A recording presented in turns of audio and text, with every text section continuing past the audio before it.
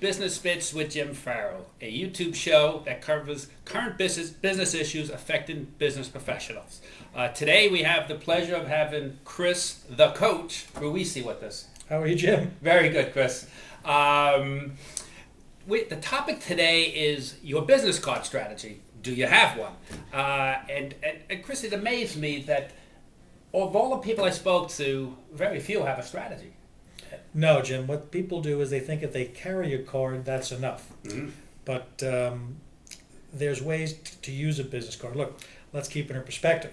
A business card is a tool for you to use to get someone to remember you. A business card is a tool for you to use to have someone be reminded to contact you.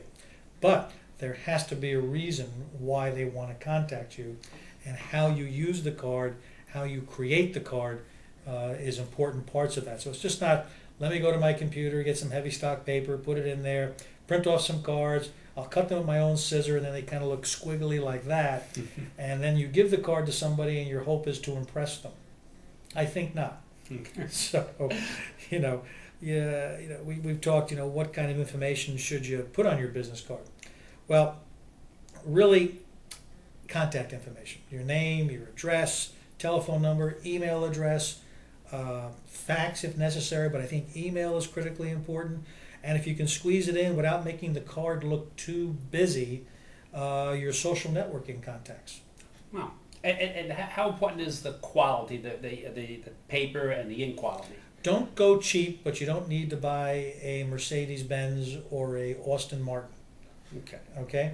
When I say cheap, it's the guy who decides, or the person who decides, I'll print it on my computer at home, and I won't invest in high quality paper, or the printer doesn't work right well, and it just looks cheap. And you know what? First impressions do carry a lot of weight. And if it looks too cheap, what does that really say about you? Again, I remember, to draw an analogy, someone once told me, who I respected greatly very early in my career. He said, "Chris, when I meet somebody, the first thing I look at is see if their shoes are shined." Because if they take enough time to make sure their shoes are shined, then they probably take the right amount of time to make sure they present themselves and their story in the right way. So a business card is like, are your shoes shined? And a lot of people don't think of it that way. So if you're going to hand a person a card, and God, I've seen them, and I wanted to stick a pencil in the person's eye, and they give them to me to say, "Stupid, what are you doing?" Where it's a really flimsy piece of paper, the cartridge in their printer may be almost out of toner or color, and they cut them with their own scissor, and you can see the uneven lines. If you're going to do that, then by God, go to Staples or Office Max and use their big cutter. It just, again, I don't want to make a big thing out of it, but it's what you say about yourself that gets people's attention. And whether it's a marketing brochure, how you conduct yourself in a sales meeting, your business card fits into that, because there's a whole number of pieces of how you tell your story. Now the business card is probably the most used marketing tool that you have. And I have two questions that people don't seem to have the answer to. Go ahead. One is, what, if anything, should you do with the back of the card? The back of the card, there's a couple of arguments there. You want to have some space back there to take notes. Why do you want to take notes? Well, clearly to remember, but if you're, every meeting you have with a prospect, it's always all about them.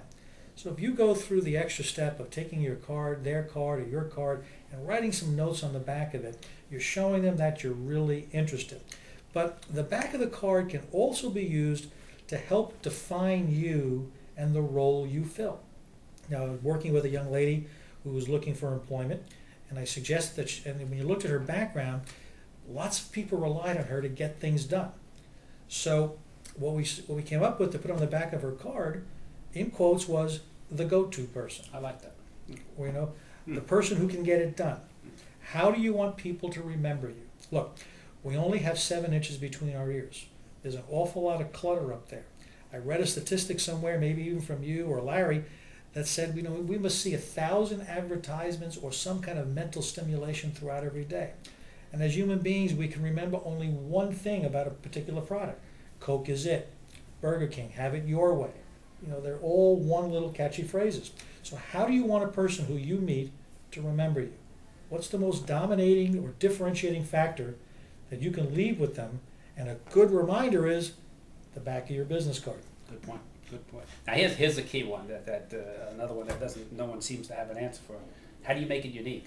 How does it stick out? Well, some people like to make odd-shaped business cards. You know what? I can't say the word, but that annoys me because they don't fit neatly in my wallet. That's my preference. You know, we saw one shaped like an A. I've seen ones which are so small, and and they have little flip over pages. And then I've seen some which are extra size.